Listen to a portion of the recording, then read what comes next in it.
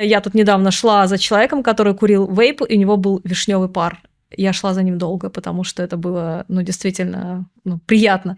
А какое удовольствие именно от курения классических сигарет? Там раздражается рот, слизистая, хочется кашлять. Что в этом притягивает человека? Первое время, когда никотин поступает в кровь, иннервируются рецепторы, то вырабатывается дофамин, человек получает положительные эмоции. Но буквально через некоторое незначительное время это прекращается, и остается только зависимость.